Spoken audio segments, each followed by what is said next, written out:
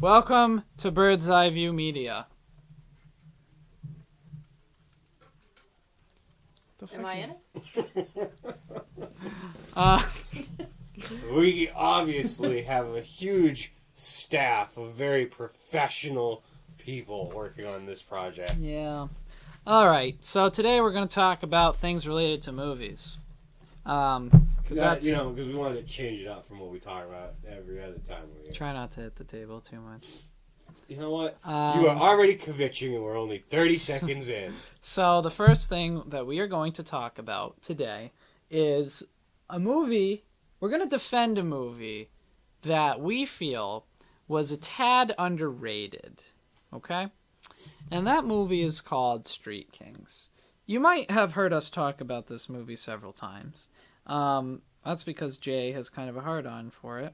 I'm glad that you're doing good video right here. Just talking to the camera. I had to bring up the notes. Yeah.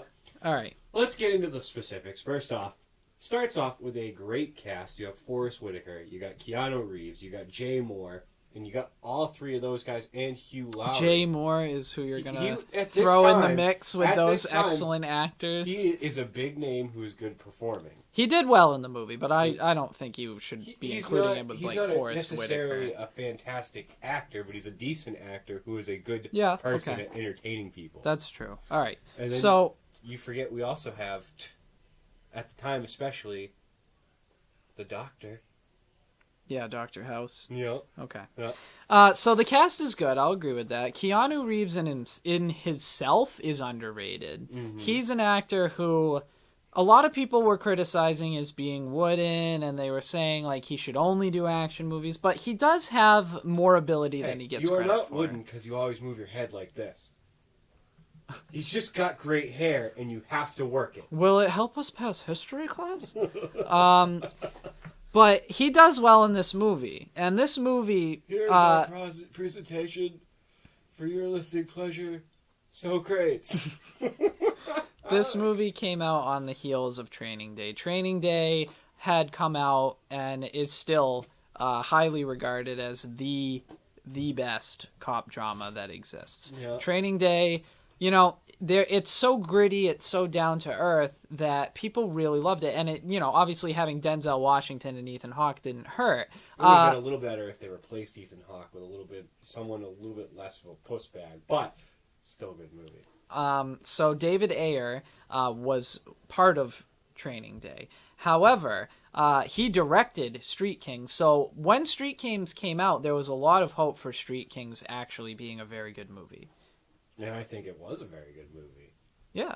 But a lot of people disagreed. I mean, right now it has under a 7. Those people are fucking idiots. Right now it has under a 7 on IMDB. The first bit. So basically what we're going to do is we're going to take a look at the critical reviews that came out for this movie and try to explore, do we think Street Kings really deserves to be less than a 7, or do we think that is largely a result of it being on the heels of Training Day and getting possibly unfairly compared to Training Day? Or is it just too close? So the first criticism for Street Kings is it's too predictable.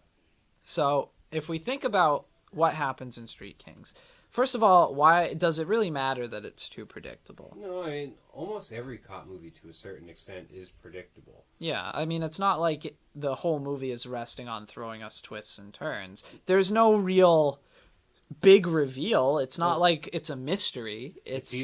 All cop movies pretty much boil down to the same idea. You either have a mob boss or someone that is the main target who's untouchable that you have to work through all this bullshit to get to, or you've got the dirty cop who is either not necessarily revealed in identity but in existence that you have to uncover, or it becomes like the mob boss where he's just untouchable and you got to work your way through all this bullshit to get to him.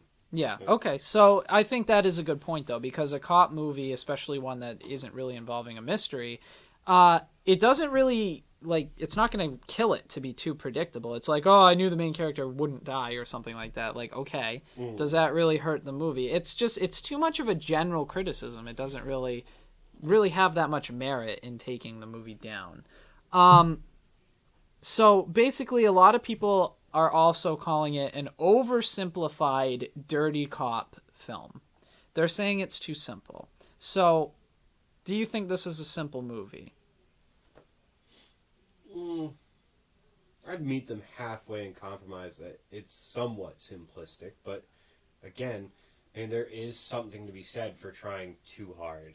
Yeah, I mean, I feel like, again, cop movies are not necessarily tasked with trying to go above the bar and throw some new dynamic plot line going on. I mean, Training Day in itself is a fairly simple movie, and that is kind of held as the gold standard of cop movie, and it's fairly simple. In fact, I think it's simpler than Street Kings is, because Street Kings involves a lot of higher up corruption with Forrest Whitaker's character, who, by the way, I think is a phenomenal actor with a phenomenal character in that movie. I would even go so far to say that is one of the few moments where his lazy eye actually increases the effect of his character. Okay. But strictly speaking, that movie involves a lot of corruption with Forrest Whitaker trying to become chief and trying to become the mayor. There's a lot of upper level movement going on, whereas in Training Day, the corruption is really localized with Denzel Washington and his squad. Well, yeah, what it boils down to, both of them, the similarities, you get two squads, basically, that are doing their own thing in both movies. But the difference is you have Denzel Washington on one side, who's using his position of power not to further himself, but more to become the ultimate untouchable gangster. Yeah. And then on the other side, you have Forrest Whitaker, who is using less than enjoyable means in which to further his career so he can become the ultimate police officer, while still doing things that are pretty shady, but still there is some glimpse of good things in what he's trying to accomplish, mixed in with a whole lot of bullshit. Yeah. So basically, that's a big difference. Having that higher up, almost conspiracy level of dirty cop adds a whole new element that Training Day does not have. It changes the game, really. Yeah. So, I mean, I get that. Yeah, it's similar people are involved. They're both about dirty cops. But Street Kings does get... the scope is bigger. It has a larger scope. There's more people involved. The whole city is kind of at stake, whereas in Training Day, it's a completely character-driven film. It's all Ethan Hawke and Denzel Washington are the ones who are driving the film. So, you know, they're two very different films, regardless of them both being cop movies. Another criticism that a lot of people are getting is that Keanu's character is too simple. And again, his character is honestly, objectively, more complicated than Ethan Hawke's Officer Hoyt is. Because Officer Hoyt is he's like the everyday cop. Like, he's a new cop who got put on the force, and he wants to make a name for himself. He wants to be a good cop. He wants to progress his career. He's almost like the Leave It to Beaver character. Like, well, hey, Mom, I'm going to go to work and do the right thing today. So he is very easy for the audience to relate to. And I feel like that's why Training Day is so accessible, is because it's easy to relate to him. He has good morals. He doesn't want to do the wrong thing. And, you know, we can easily identify with his character. And I don't even think it's what everyone expects. I think it's even different than that. I think it's his character is what everyone wants to believe cops are.